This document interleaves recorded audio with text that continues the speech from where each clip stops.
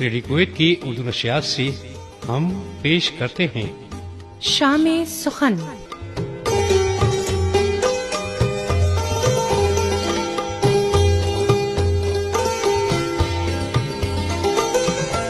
ایک حسین اور یادگار شام، سخنور و سخن فہم سامعین کے لیے۔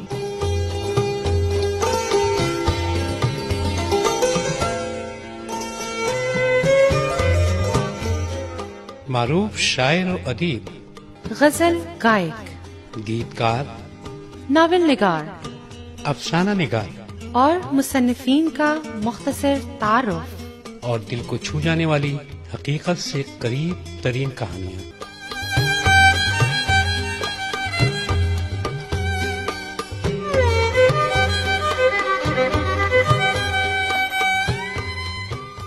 اردو ادب کی ایک خوبصورت جھلک۔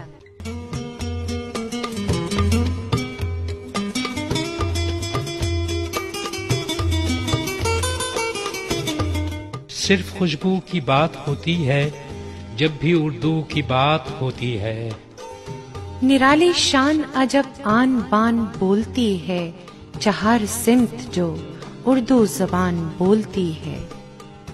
مسلسل جھانک آئے ہم زبانوں کے خزانوں میں، لگی اردو ہی پیاری ساری دنیا کی زبانوں میں۔ پریشاں ہے پر اپنی آن اپنی شان رکھتی ہے، اڑا کرتی ہے شاہی کی طرح اونچی چٹانوں میں۔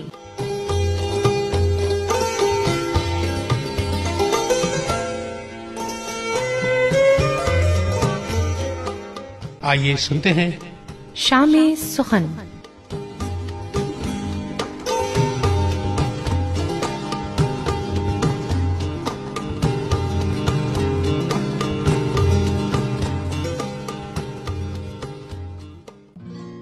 سمجھنا، کسی بھی قوم کی پہچان، اس کی شناخت اس قوم کی ثقافت کے بغیر ادھوری ہے۔ ثقافت ہماری زندگیوں میں انتہائی اہم کردار ادا کرتی ہے۔ دنیا کی کسی بھی قوم کو اس کی زبان اور دیگر ثقافتی اقدار سے پہچانا جاتا ہے۔ زبان صرف ایک ذریعہ ابلاغ ہی نہیں، بلکہ یہ ثقافت کے اہم بنیادی ستونوں میں سے ایک ہے، جس کے بغیر ثقافتیں ادھوری ہیں۔ زبان ہماری زندگیوں کا وہ اہم حصہ ہے جس میں ایک طرف تو ہم اپنے خیالات دوسروں تک بآسانی پہنچا سکتے ہیں، جبکہ دوسری طرف اس کی بنیاد پر مختلف قوموں، گروہوں اور قبیلوں کی انفرادی شناخت کو پرکھتے ہیں۔ جہاں ایک طرف ہماری ثقافت زبان پر اثر انداز ہوتی ہے تو وہیں دوسری طرف زبان بھی ثقافت پر گہرے اثرات چھوڑتی ہے۔ غرض یہ دونوں آپس میں منسلک ہیں۔ اس وقت دنیا میں کم و بیش 6500 کے قریب زبانیں بولی جاتی ہیں، جن میں کچھ زبانیں تو صفحہ ہستی سے مکمل طور پر مٹ چکی ہیں، جبکہ کئی زبانوں کے بولنے والے ہزاروں بلکہ سینکڑوں میں ہیں۔ اور سامعین کرام، شام سخن میں بھی ہماری کوشش کہ اردو ادب کو فروغ دیا جائے تاکہ ہماری ثقافت زندہ رہے۔ سامعین کرام، ریڈیو کویت کی اردو نشریات سے آج پھر ایک خوبصورت شام کے ساتھ حاضر ہیں۔ آج کی شام یاس یا گانا چنگیزی کے نام۔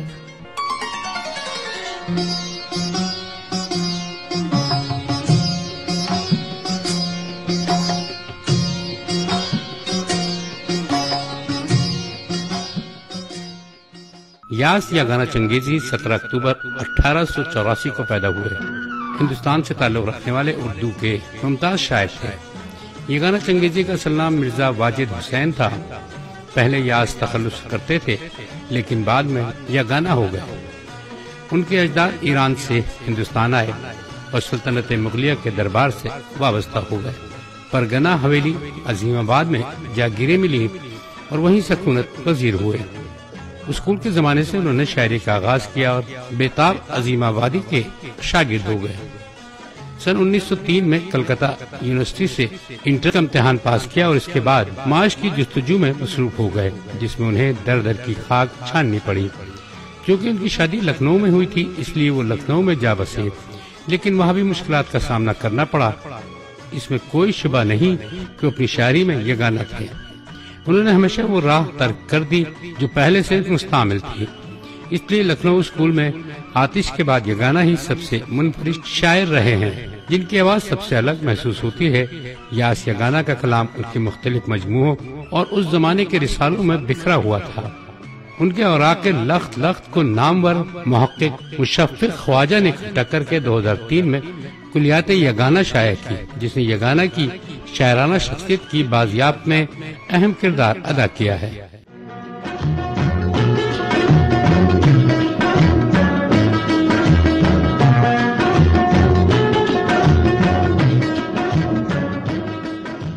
یگانہ چنگیزی 1884 کو پٹنہ کے محلے مغل پورہ میں پیدا ہوئے۔ 5-6 سال کی عمر میں مکتب میں داخل ہوئے۔ فارسی کی چند کتابیں پڑھنے کے بعد عظیم آباد پٹنہ کے محمدن اینگلو عربک اسکول میں نام لکھوایا گیا۔ اسکول میں ہمیشہ اول رہے، پڑھنے میں اچھے تھے، اس لیے ہر سال وظیفہ اور انعام پاتے رہے۔ 1904 میں کلکتہ گئے، جہاں شہزادہ مرزا مقیم بہادر کے صاحبزادوں شہزادہ محمود یعقوب علی مرزا اور شہزادہ محمد یوسف علی مرزا کی انگریزی تعلیم کے استاد مقرر ہوئے، لیکن کلکتہ کی آب و ہوا راس نہیں آئی اور کچھ دنوں بعد وطن واپس چلے آئے۔ علاج کے سلسلے میں لکھنؤ آئے اور لکھنؤ کی فضا ایسی راس آئی کہ اچھے ہو کر بھی واپس جانا گوارا نہیں کیا۔ لکھنؤ ہی میں 1913 میں شادی کر کے اسی کو اپنا وطن بنا لیا۔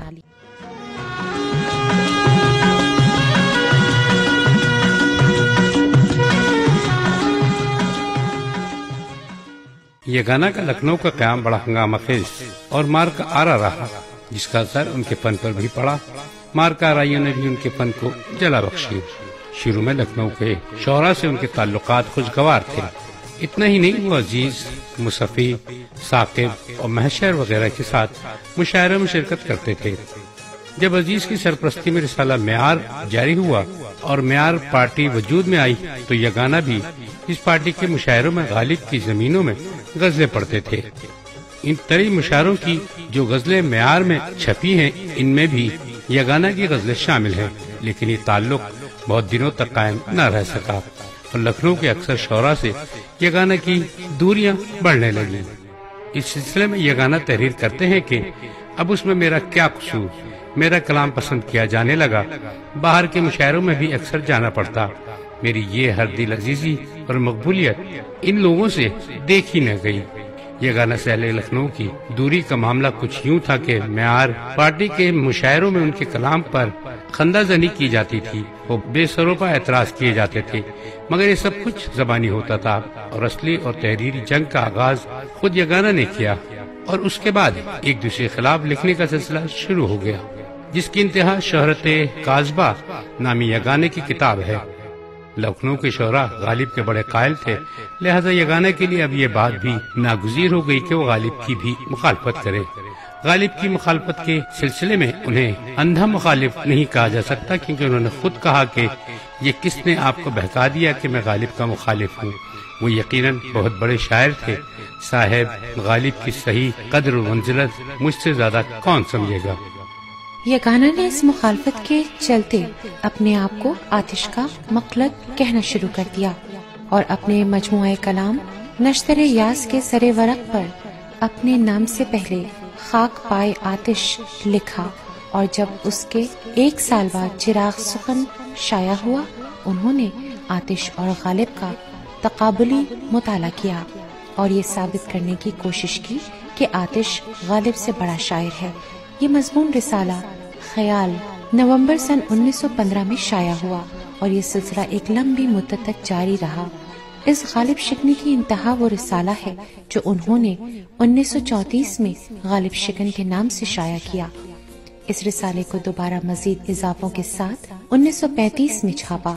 اس مخالفت کی وجہ سے یگانہ کا اچھا خاصا وقت ضائع ہو گیا، کیونکہ اس مخالفت سے نہ تو شورائے لکھنؤ کا کچھ ہوا اور نہ ہی غالب کو کچھ نقصان پہنچا، بلکہ یگانہ ہی خسارے میں رہے کہ اپنی شاعری پر پوری طرح توجہ نہ دے سکے۔ ان سب مخالفتوں اور مارکا آرائیوں کے باوجود یگانہ کا ایک گروپ تھا جن سے ان کے اچھے مراسم تھے۔ سن 1919 میں انہوں نے انجمن خاصان ادب کے نام سے ایک ادبی انجمن قائم کی۔ اس انجمن کے صدر بے خود موہانی، سیکرٹری یگانہ اور جوائنٹ سیکرٹری عبدالباری آسی تھے۔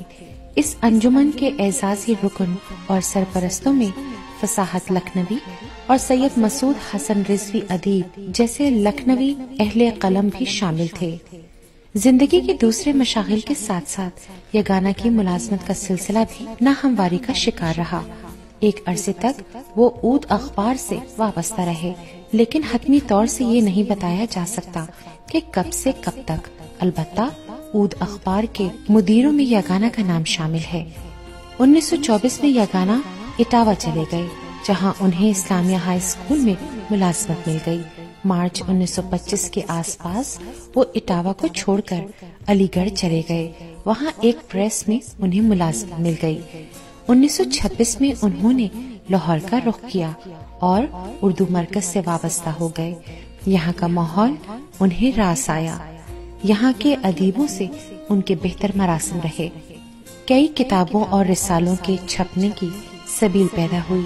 اقبال کے یہاں بھی ان کا آنا جانا رہتا تھا۔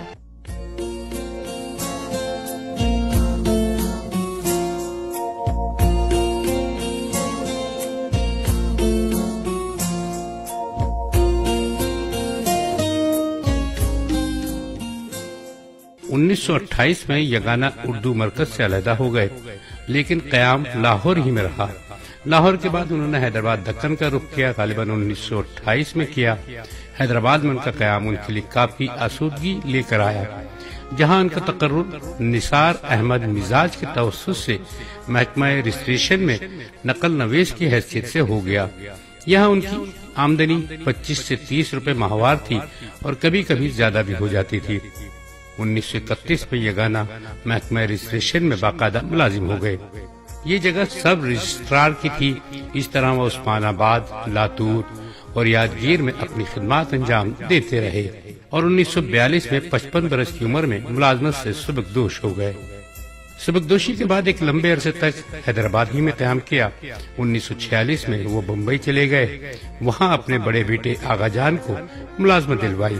حیدرآباد میں نواب معظم جاں نے انہیں اپنے دربار سے وابستہ کرنا چاہا، لیکن یگانہ راضی نہ ہوئے۔ سبکدوشی کے بعد یگانہ بار بار حیدرآباد روزگار کی امید سے آتے رہے، لیکن انہیں مایوسی ہی نصیب ہوئی۔ یگانہ کا پہلا مجموعہ کلام نشتر یاس 1914 میں شائع ہوا۔ اس کا بڑا حصہ ان کی ابتدائی اور روایتی کلام پر مشتمل ہے۔ ان کا دوسرا مجموعہ آیات وجدانی کے نام سے سن 1927 میں منظر عام پر آیا۔ یگانہ کی قدر و منزلت کا دار و مدار بڑی حد تک اسی مجموعے پر ہے۔ آیات وجدانی کے بعد ان کا تیسرا مجموعہ ترانہ کے نام سے 7 سال بعد سن 1933 میں شائع ہوا۔ 1934 میں آیات وجدانی کا دوسرا ایڈیشن منظر عام پر آیا۔ 1945 میں اس مجموعے کا تیسرا ایڈیشن بھی آ گیا۔ اس اشاعت کا کام پہلی اشاعتوں سے بہتر تھا۔ 1946 میں جب یگانہ بمبئی گئے تو اس وقت ان کی ملاقات سید سجاد ظہیر سے ہوئی تھی۔ ان کے لیے یگانہ نے اپنے تمام مجموعوں میں شامل کلام کو گنجینا کے نام سے مرتب کر دیا۔ سامعین کرام، یاس یگانہ چنگیزی کا سفر جاری ہے۔ اگلے ہفتے پھر حاضر ہوں گے، اس وقت تک کے لیے اجازت دیجیے۔ آخر میں چلتے چلتے ایک کہانی۔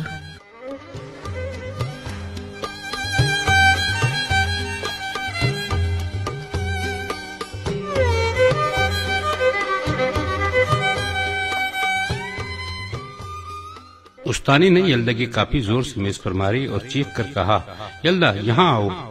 لڑکی لرزتی کانپتی استانی کی میز کے قریب آئی اور کانپتی آواز میں کہا، جی استانی صاحبہ، کتنی مرتبہ تم سے کہا ہے کہ اپنی کاپی میں خوش خط لکھا کرو اور پھٹی پرانی کاپیاں مت استعمال کیا کرو۔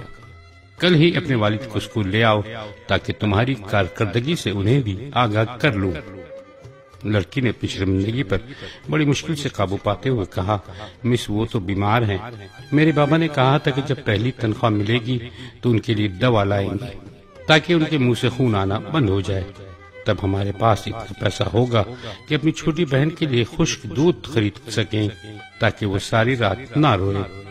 مجھ سے بھی بابا نے وعدہ کیا تھا کہ میرے لیے بھی کاپی خرید لیں گے تاکہ میں بڑے بھائی کی کاپی پر اس کی لکھائی ربڑ سے مٹا کر اپنی کاپی کا کام نہ لکھوں۔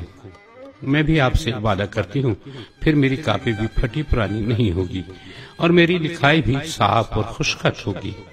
استانی نے بڑی مشکل سے کہا، یلدا جاؤ اپنی جگہ پر بیٹھ جاؤ۔ اس نے اپنا منہ بلیک بورڈ کی طرف پھیرا، اس کی آنکھ سے بہتے آنسو کوئی دیکھ نہیں سکتا تھا۔ تختہ سیاہ پر لکھنا شروع کیا۔ کہتے ہیں کہ کسی کے متعلق جلد کوئی رائے قائم مت کریں تاکہ کسی کے جوتے پہن کر آپ خود نہ چلیں، اس کی چال کا مذاق مت اڑائیں۔ آخر میں کہیں، یلدا بیٹی، ہو سکے تو مجھے معاف کر دینا، میں اپنی پوری کوشش کروں گی کہ اپنے رویے کی اصلاح کر سکوں۔ سامعین کرام، یہ ایک گھر کی کہانی نہیں، یہ کئی گھروں کی کہانی ہے۔ ہم نہ جانے کیوں اپنی طرف سے یہ خیال کر لیتے ہیں کہ ہم جو سوچتے ہیں وہی ہوگا، حالانکہ ایسا نہیں ہوتا۔ ہمیں اپنے عزیز و اقارب کا، دوستوں اور آس پڑوس کا بہت سارا خیال رکھنا چاہیے، اور خاص طور پہ ایسے لوگوں کو بھی دیکھنا چاہیے اگر ان کو کچھ ہم کہہ رہے ہیں تو ہمیں بھی اس بات کا بھی خیال رکھنا چاہیے کہ کہیں ان کی کوئی مجبوری نہ ہو۔ تمام لوگوں کا بہت سارا خیال رکھیں، کیونکہ آپ کے الفاظ بہت قیمتی ہیں، ان کو ضائع مت ہونے دیجیے گا۔ ابھی آپ سن رہے تھے پروگرام شام سخن۔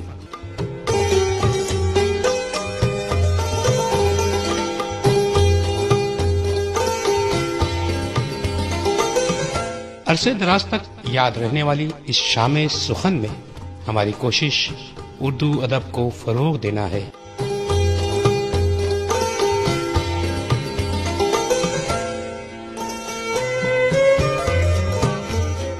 آپ کو ہماری یہ کاوش کیسی لگی ضرور بتائیں۔ ہمارا نمبر ہے 99958246۔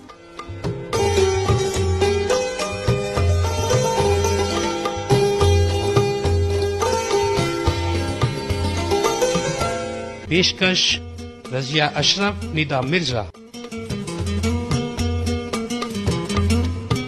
ترتیب و تحریر اور پیشکش عبداللہ عباسی۔